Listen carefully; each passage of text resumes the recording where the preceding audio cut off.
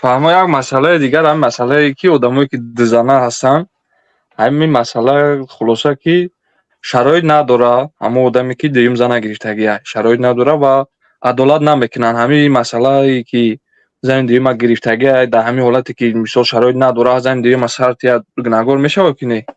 масалан адолат карда наметонад, барои он ки ҳар шаб омада наметонад, лекин таому хонаю таъмин карда истодасу, лекин адолати масалан тақсимоти шаба наметонад ё як занаш золимтар аст, бисёр азоб медиҳад, як илоҷ карда ба қадри имкон карда истоду ин занашам авф кунад, хуб аст.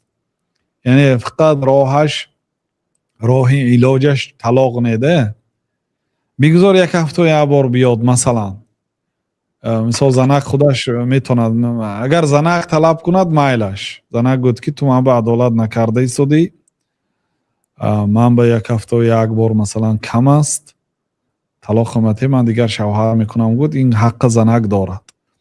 лекин шавҳар масалан ман адолат карда натонистудиам, ман ҷавоб метиҳам туя гуфта, адолата баҳона карда ҷавоб натиҳад. магарам масалан занак қати маслиҳат кунад ки занак дида истода ки зани якум зулм карда истодааст ва акаш масалан фалон буда кор мекунад, агар наравам капам месӯзад, дод мегӯяд, ғурбат мекунад, азобам зӯр, ҳамин рӯза омада мерам ё як ҳафта як бор ду бор як илоҷкара омада мерам, чӣ мегӯӣ ту? Гӯяд агар ман зиндагӣ мекунам, барои ман як шавҳар бошаду бошад, гӯяд ина баҳона карда ҷавоб натиҳад. яъне ҷавоб додан ва талоқ додан ин якумин илоҷ ин не. фаттақуллоҳа мастатаътум. яъне як зана агарчи масалан 5 рӯз ба як бор 6 рӯз ба як борам рафта хона ки ти таъмин мекунад, ҷо ки ти таъмин мекунад, аз гуноҳ нигоҳ медорад, соябонӣ мекунад, шавҳар дорад он занак, ин беҳтар аст аз ин ки як бева шаваду гумроҳ шаваду гуноҳ ба даст занаду азоб кашаду бехонаю бедар монад. лекин агар занак гӯяд ки не ман ба ин хел зиндагӣ маъқул нест, талоқам натиҳа гӯяд, агар занак ҳаққа дорад, фаҳмидед? ба ҳар ҳол шояд як рӯзе мешавад ки он занак дига Аллоҳ инсоф метиҳаду рав адолат кун мардак мегӯяд. ана мисол ҳазрати Соро, ӯ ҳазрати Иброҳим 100 ба даромадагинда баъд дуюм зана иҷозат дод. ҳазрати Иброҳим 100 сола шуданд, гуфт ки хай як фарзанд аз худат монда рав, гуфта Ҳоҷар, гуфта ки хидматгор зана каша туҳфа кард, канизака. баъд аз Ҳоҷар ҳазрати Исмоил таваллуд шуд. баъд рашк кард, гуфт ки ҳамин бачае, гуфт ҳамин хел ҳазрати Исмоила, ҳазрати Соро занаки ба тақво буд, аз ҳамун тақвоша дида подшоҳи Миср ҳамин Ҳоҷара туҳфа кард. вақте ки ҳазрати Иброҳим бо ҳамсарашон Соро ба Миср рафтанд, подшоҳи Миср ки занаш хушро бошад кашта мегирифт. яъне ягон одам бояд набошад дар дунё ки занаш аз зани подшоҳ хушро бошад, кашта мегирифт ғасбан. бинобар ҳазрати Иброҳима пурсид ки ин ки? Гуфтанд ки хоҳарам, гуфтанд яъне хоҳари исломим, гӯн дурӯғ нею, агар занам гӯн кашта мегирад. хоҳарам гуфтанд, хоҳарам гӯянам кашта гирифт. лекин вақте ки наздик мешуд ба замин меғотид то зонуша, даст расонда наметонист.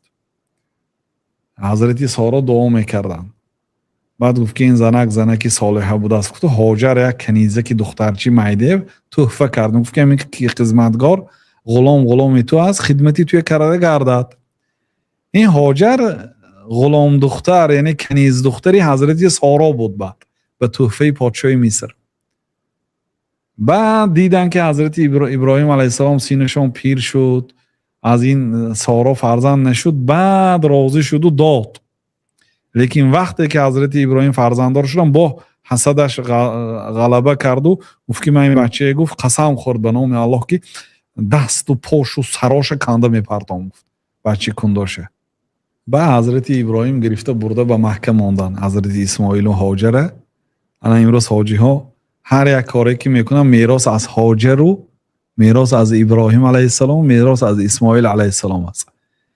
яъне ҳамин зан Соро худаш ҳамин рае дод. шояд зани якуматонам як рӯз инсоф метиҳад, ё ин ки Аллоҳ таоло аҷалаш мерасуд, ба назди Аллоҳ таоло сафари охират мекунад, баъд бо зиндагӣ мекунад. масалан барои ҳамин бародаро яъне ина баҳона накунетон, адолат накунетон гуноҳ аст, куфр нест. адолат накардан гуноҳ аст. یگان روز توبه کنید الله میبخشد. یگان روز زنک گفت که شوهر محل عدالت نکردی و بخشیدم. گفت با چی است؟ یعنی که بخشیده میشه. یک تاجیک زمانی هجرت کردگیش در افغانستان یک زنی افغان گرفته است. در زندان بوده، موی سفید 80 چند ساله بوده، نقل میکنه. زنی افغان گرفتین، وقتی که تاجیکستان تینجی میشه زنی افغان سیکین ترک کردین اومدین دیگه. نه ها نه هو نه خیر اوه فرزند دارن ندارن به فراموش کردم. خلاصه گریختین اومدین تاجیکستان. بعد بعد چند سال بیچاره تلفن یافته که به واسطه دیگر آدمو یا من تلفن میبرد، تلفن به علا میاد که کاکا فلانی میگوید که فهمیدم که همین زنگ از افغانستان است. چی گفت؟ گفت همون زنک تلفن گرفته است، فلانی گفته است حال روز قیامت است برای همین کاری کردگی، اقل طلاق هم نداده گرفته اومده گیده. خیر ما رفت شدیم تاجیکستان، خیلی خود زندگی کردیم رحمت، طلاق تو گفتگی هم نه، همین خیلی گرفته اومدگی. اون بیچاره در هوا معلق، نه شوهر کرده میتوند نه شوهرش است. یک علاج کرده بدی چند سال یافته است.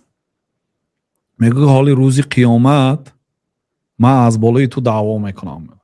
زنه که افغان از بالای تاجیک و این تاجیک میگه یگان آدم خوب بود واقعا، اگه علاج دارد که همین روز قیامت دعوا نکنیم بیایم در دنیا توغریش کنیم.